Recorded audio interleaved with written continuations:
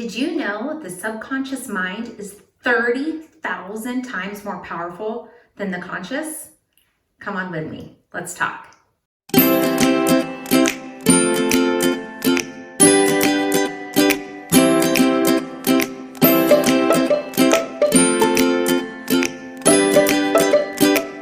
Welcome to another edition of Marcy MomBOSS, where I help you live your best BYO boss life.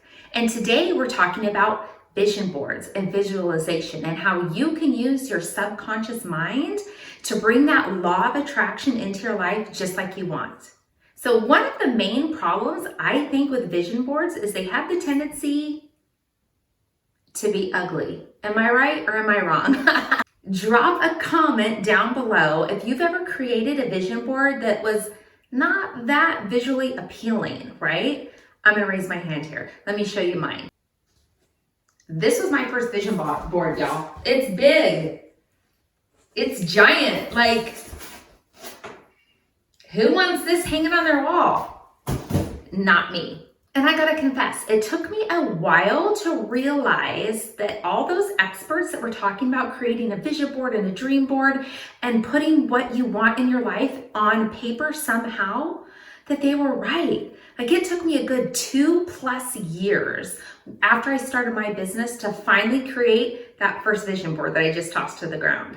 Why? Well, honestly, I thought that they were like hooky and hokey and like for, weirdos and hippies.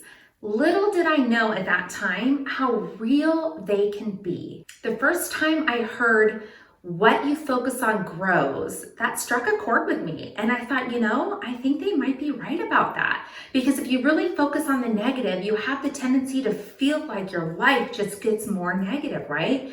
And if you focus on those positive things in your life, if you look at the gratitudes and list them and let your mind focus on those, it's funny how you tend to see more happiness, more good things in your life. Not just see them, but actually attract them to you.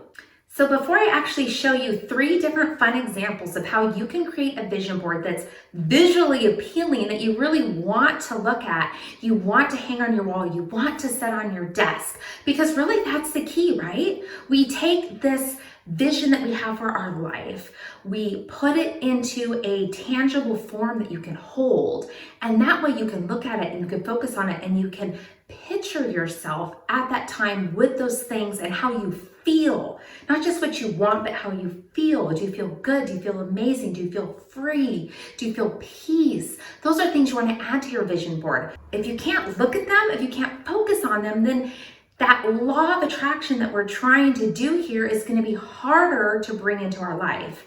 Because again, like that ugly board, you don't want to look at it. So that's a boss tip. Don't just fill your vision board with physical objects. Put on there how you're going to feel when you obtain that.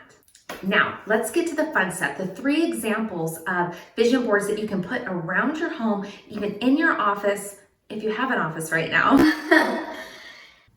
First one is actually an easy one, and I have it right back here. It's just a beautiful photo, a beautiful painting, a beautiful picture. I picked this canvas up of a gorgeous scene of the ocean that just expands out into the sea, and it's just where my window is going to be able to see, right? That's going to be out my window. So I picked this up for $19 at Ross, y'all, like when they were still open. It's big, it's beautiful, and I have it right on a wall. So when I wake up in the morning and my eyes open, that's what I'm looking at. This view right here, because one day that will be the view out my window. The second type of vision board I want to share with you is the typical vision board that you can spend time going through books and magazines, Pinterest, Google Images, and finding the images that match your vision.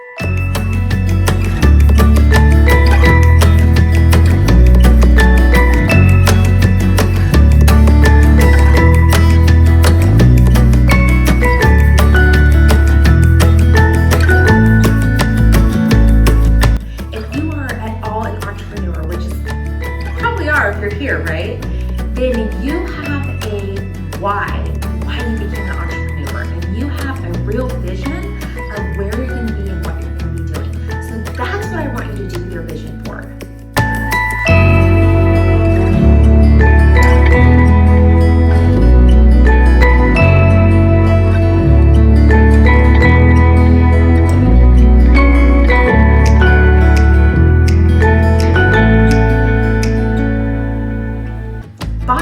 number 2 is you want to spend time in the morning and in the evening, or at least one of those, to really focus on that vision. You want to think of what your life is going to be like in 5 years, where you're going to be, what's going to be around you, what you are doing. Not just, hey, I'm on vacation at this nice resort. How is your life going to look?